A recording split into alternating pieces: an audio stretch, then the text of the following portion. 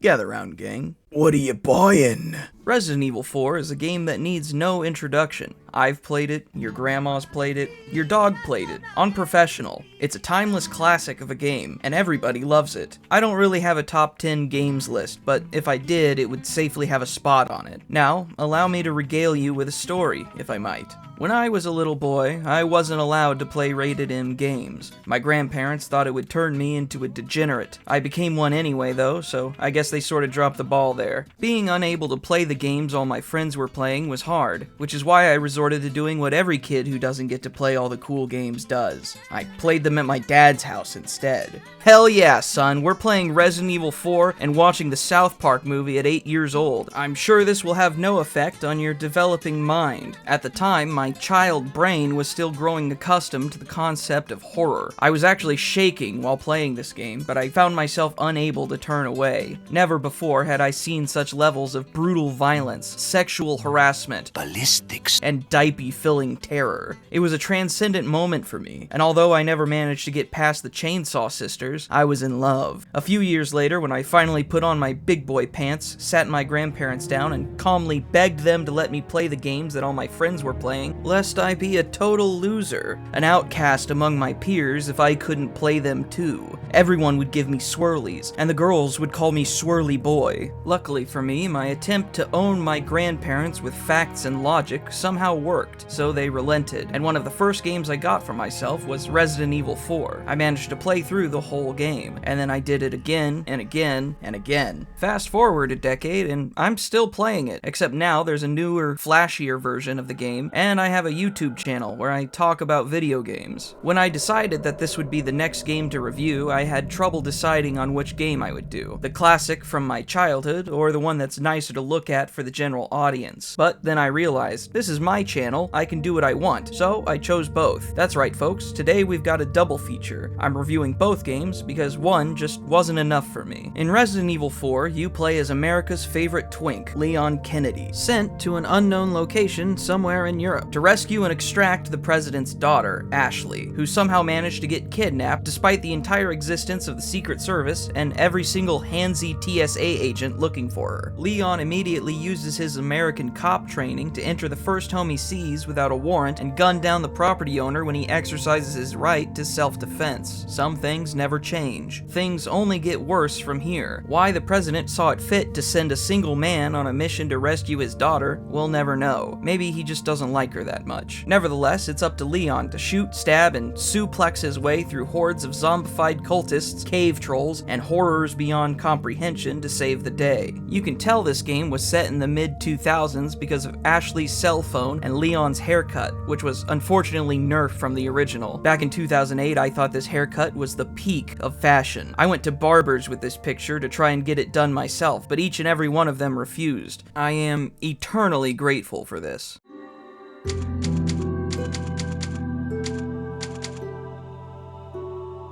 Resident Evil 4 takes a massive departure from previous games in the series by focusing more heavily on action and survival. Compared to the earlier games, which for the most part felt more like puzzle games with a few zombies thrown in as obstacles, 4 puts you right smack in the middle of the action, with dozens upon dozens of enemies to hamper your progress, and the appropriate tools to clear them out. A controversial move at the time that I wholeheartedly believe saved the franchise. Fixed camera perspectives are the devil, and I am so glad we gave it the same treatment as floppy disks and fax machines. Forgotten and abandoned. A sign of a bygone, barbaric age where we didn't have cool things like phones with slide-out keyboards, plasma screen TVs, and tank controls. Actually, can we bring the slide-out keyboards back? I unironically miss those. Resources are limited, and barring any unnecessary crafting systems, your supplies are limited by what you can gather around the world and buy from the weird Cockney guy in a trench coat. If you're not good enough to survive off of what you're given, I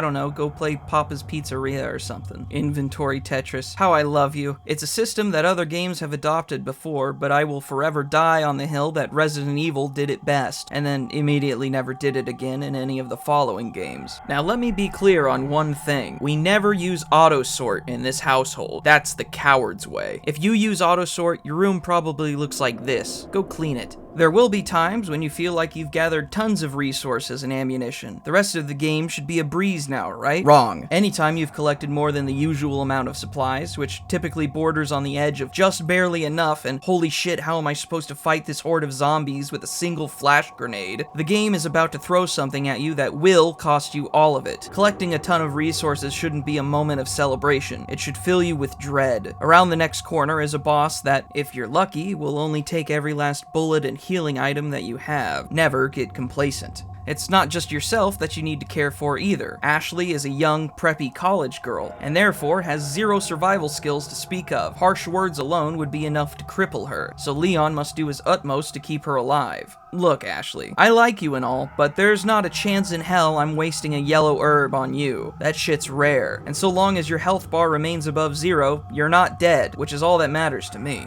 Nobody is more girly pop than Leon. Ashley stands in awe of the cunt I'm serving right now. In the remake, Ashley forgoes having a health bar entirely, instead resorting to collapsing on the ground at the mere suggestion of someone being angry at her. Luckily, Ashley is much harder to kill this time around. Believe me, I've tried. She's gonna need a lot of therapy once this is all over. Naysayers might say that this entire game is one long escort mission, and strictly speaking, they're correct. And while usually an escort mission is about as fun as walking on a bed of broken glass and lemon juice, RE4 gives you ample ways of keeping Ashley out of the way of danger so that she never becomes a burden. Most of the time, anyway. The game does a good job of keeping Ashley away during larger battles and events so that your own survival can be prioritized instead, often having her hide or be kidnapped during the more grueling parts of the game. Combat in RE4 is so intensely satisfying. Enemies are numerous, but they fall apart like Lego pieces. One lone enemy, even a particularly dangerous one, can be handled fairly easily. The danger they present instead comes from sheer numbers. I can kill this one random villager without issue, but his loving wife of 30 years currently burying a hatchet in my solar plexus is another thing entirely. Because of this, positioning and tactics are key. Using funnels, blocking off entrances, leading enemies into traps becomes a key skill. In the original, a defining tactic is to climb the nearest ladder, wait for enemies to follow you up, and then smack them back down with a knife to the face. Rinse and repeat until nothing remains but a massive red stain on the ground. Thousands of years from now, anthropologists will wonder at this ladder and assume it's some kind of blood ritual device. This tactic is less viable in the remake because your knife has limited durability and enemies aren't made of paper. I can only assume Capcom did this because they hate the concept of fun. Outside of combat, Resident Evil is probably most well known for its puzzles, and I gotta say, I don't think there was a single puzzle in either game that took me more than 30 seconds to solve. I'm not any sort of 400 IQ Rubik's Cube world champ, they're just not very hard. Except for this one. Here's a clip of me Googling the answer, which I do in every single playthrough. I should feel ashamed, but I don't. I despise this puzzle and the person who designed it.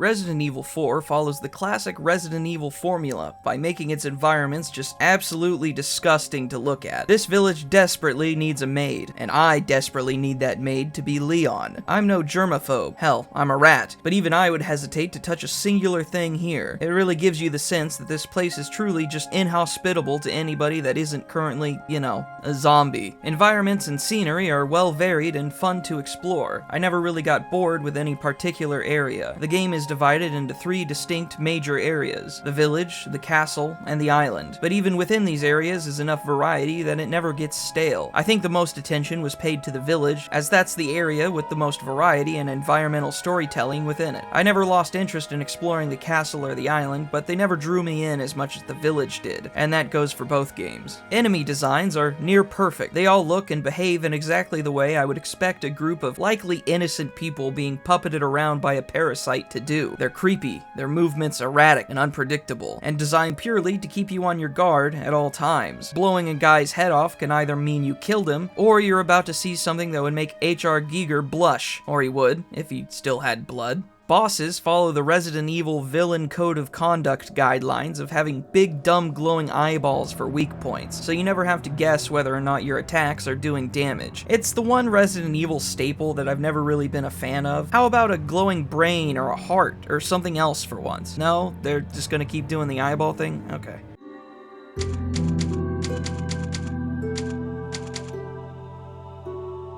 Resident Evil 4 has a soundtrack that can only be considered a classic. I'm speaking exclusively of the original here. The remake's soundtrack isn't bad, per se, but the original set a bar so high that Olympic athletes would have trouble vaulting it. I'm to the point where the original typewriter theme plays in the background of my thoughts constantly. I've grown used to it at this point. It's like elevator music in my empty cavern of a skull. Resident Evil 4 relies on booming, thumping, almost ethereal yet industrial tracks, entirely meant to put you on edge. I think that's in part why the typewriter theme is so soothing. It acts as a small reprieve from the constant stress that you're under. When you hear this song, you know you're safe for the time being. Voice acting is pretty typical for a Capcom game. By that I mean it's cheesier than a cheese factory. That was bad. That was really bad. Don't put that in. Okay, now that my joke is successfully lampshaded, which I have acknowledged and therefore double lampshaded, let's talk voice acting. This gun turns heads into pumpkins, mate. Voice acting is an art form. It takes a very long time to perfect, and is one of the easiest ways to screw up what might otherwise be a genuine, touching performance. There's a reason why voice actors are paid the big bucks, and when you refuse to pay voice actors the big bucks, or more specifically, choose to use non-union labor so that you can get away with not paying the big bucks, a genuinely evil move, by the way, you get performances like Ada's. No amber, no protection, Luis.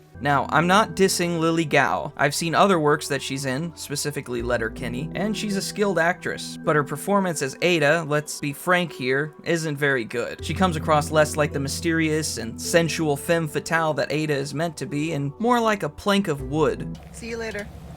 I'm willing to chalk it up to poor voice direction and a misunderstanding of the character. Outside of Ada's performance, voice acting is generally acceptable, with nobody really standing out to me. Leon's voice actor was in Monster Hunter as Leon? I don't keep up with Monster Hunter, someone's gonna have to fill me in on this. The voice actor for the Merchant was in a short film called Rumbo First P, a urine-based parody of Rambo First Blood, so that's something. I know this image looks like a gag, but I swear to God this is real. I did not make this. I've looked everywhere to see where I can watch this movie, but I can only find the trailer.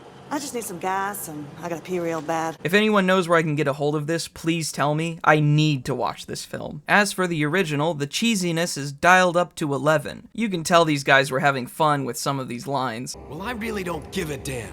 Rain or shine, you're going down. Leon's voice actor is in that new Alone in the Dark remake, so that's pretty cool. Even when I was little, I recognized Ashley's voice actress as Sandy Cheeks. And if you weren't aware of that, you will never be able to unhear it now. You're welcome. Luis's voice actor is, surprisingly enough, in a whole bunch of children's cartoons. He's the narrator in Curious George. George enjoyed all mornings in the country, but Sunday was his favorite. Because Sunday was Pancake Day. I see that the president's equipped his daughter with ballistics. That's all that I recognized, but overall the voice actors from the original game are actually far more well known than the ones in the remake.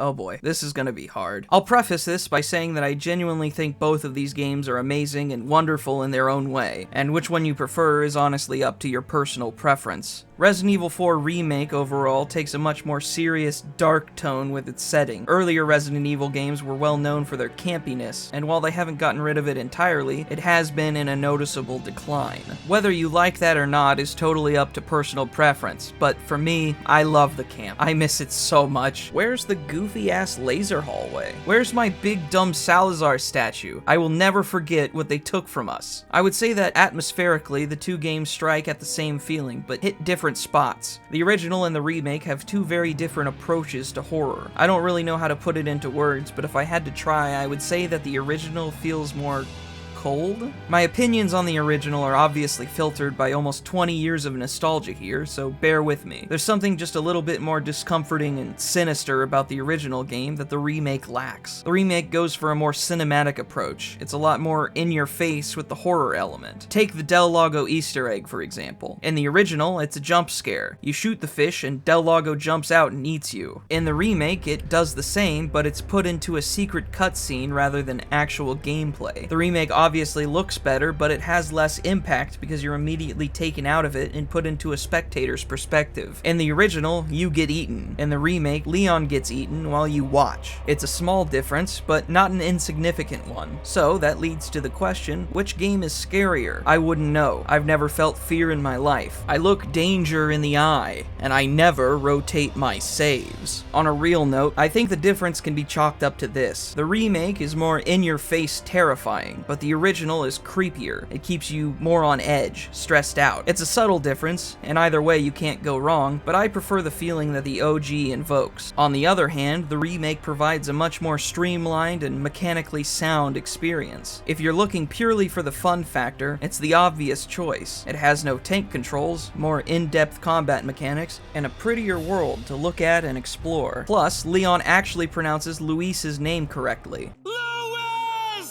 Leon, the man is dying. You could at least have the common courtesy to say his name right.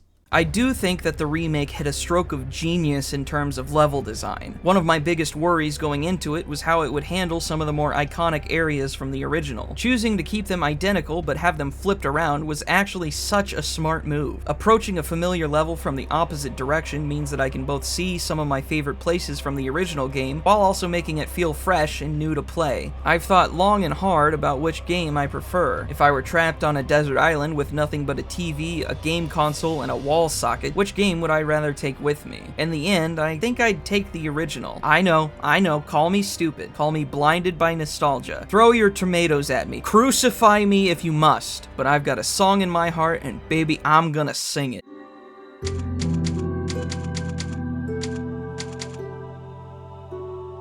I don't like pointless crafting systems.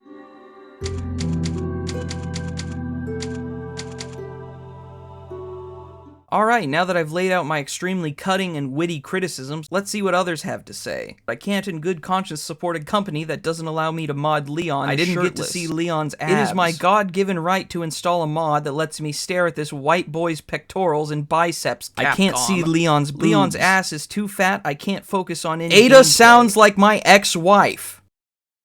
Fair.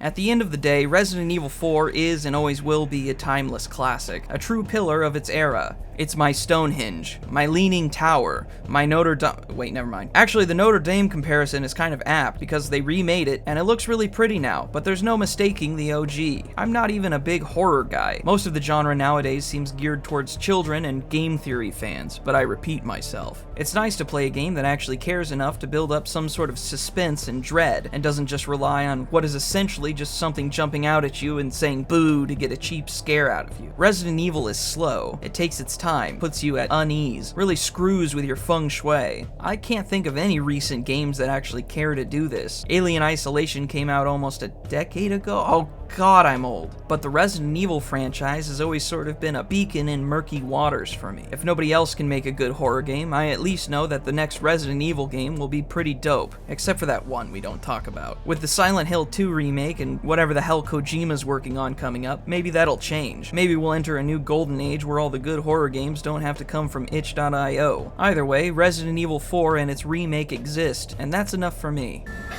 Where's everyone going? Bingo?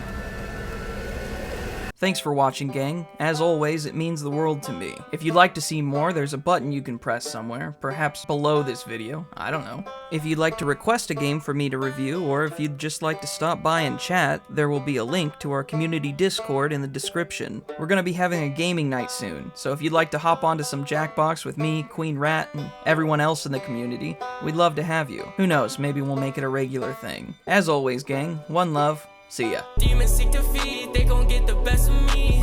Reasons I don't see, they think they can make me bleed. I got enemies, I fight these ones in my sleeve.